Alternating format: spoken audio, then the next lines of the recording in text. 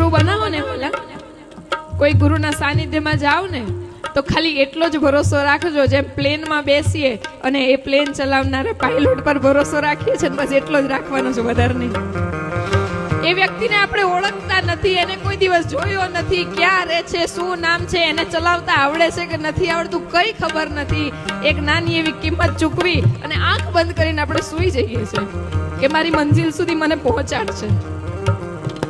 જો આ જગતના વ્યક્તિ ઉપર આપણે આટલો ભરોસો રાખી શકતા હોય તો આ તો સદગુરુ છે વાલા, જેને આખી જિંદગી પોતાના ઈષ્ટના નામ રટી રટી રટી રટી અને સત્કર્મ જ કર્યા છે, કોઈના માટે કોઈ ખોટો વિચાર નથી લાવ્યા.